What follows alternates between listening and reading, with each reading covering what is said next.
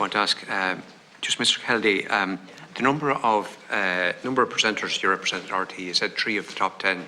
How many in total do you represent? How many people engaged with RT do you represent? Oh, Lord. Is it 20? Well, no, not at all. The ones that we really represent are... Look, don't delay the answer. I'm asking you straight question. We would represent full contract would be somebody who had TV and radio. Yeah. That's 3. And then there would be other people who might just do a one-off series or whatever. Is it a dozen? Is it a dozen? No, it wouldn't be. Is it 6? It'd be nearer to, like I'd say, 3 full-time, and then the rest would just be part-time or... And how would you describe your trade? We're an agency that we... Yeah, but your own trade, like your background in that. Are you a negotiator? Are you a consultant?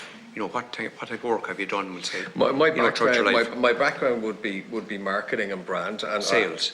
And sales, and I see people as brands, and how you take a young talent, and talent to me is like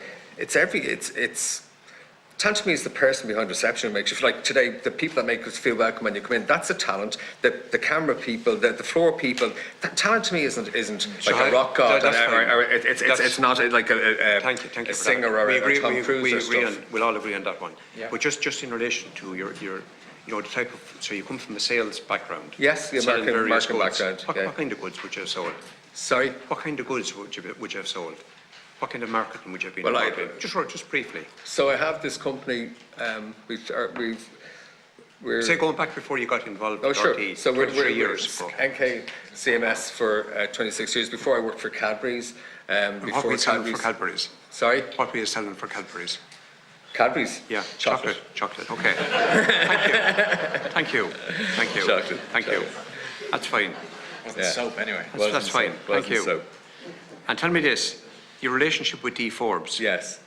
The senior staff at RTE, David described that you had a very close relationship. Yeah. With D. Forbes. I saw that. Well, if a close relationship is in a room with lawyers and accountants and not a cup of tea between you, never met for lunch, never met for dinner. I don't know the lady. I've always found her to be terribly professional. I'm working hard during COVID and everything else. I don't know the lady. Yeah. And I would only ever meet D. Forbes if there was an impasse in a contract or where we're at or what can we do, or, so I don't know her. So we'd say... But sorry, I've met her, but I'm meeting you today. I don't be disrespectful to you, but you come from a background selling chocolate. Yeah. And now you're negotiating on behalf of the top stars in the country, and great success to you for that. Okay. In terms of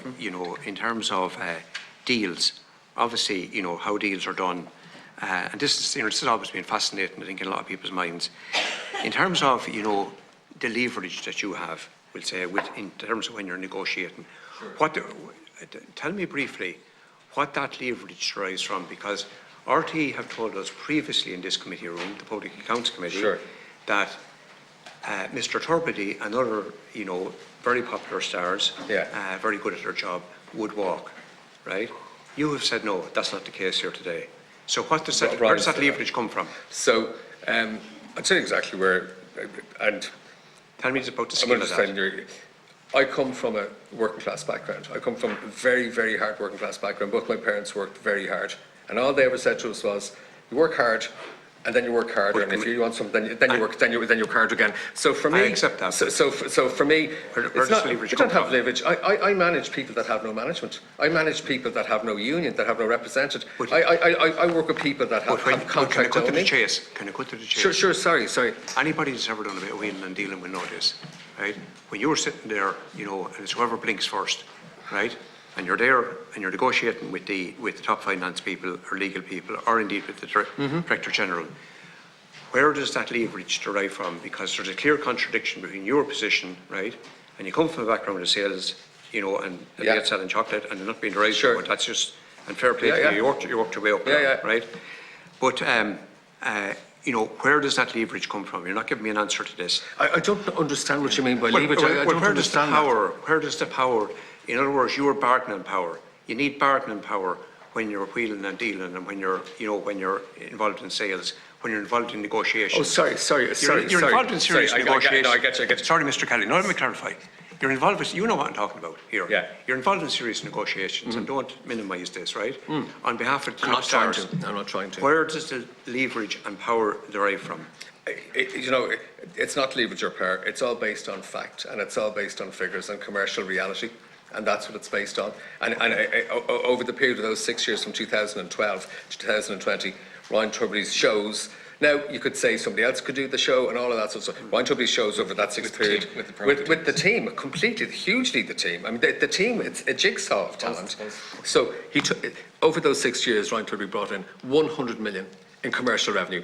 And in fairness, it was a hugely successful commercial operation. They, like in 2001, they took in 148 million in RT, just purely in commercial and not licensed. So it's a big. You've outlined that very well, and thanks for that.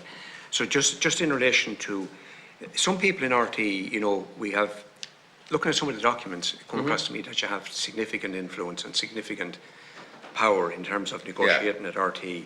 And some people, been more than once over the years, it's been said to me, the real Director General at RT is Noel Kelly, is you. It's on any basis, in fact. I know, I'm just... That's what's being said. Not by not by somebody on the street corner. This is by people who are working in RTE. Okay. It's you know what? It's so ridiculous. We do deals, right, and we do contracts for our people.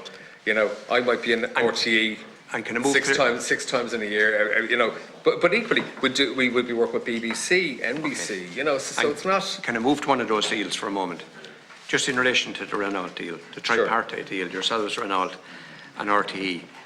It's a 1 year deal from October 2020 to December 21. So we've been told from the start that it's a 3 year deal, but it wasn't a 3 year deal. It's here in front of me. I have it here, okay?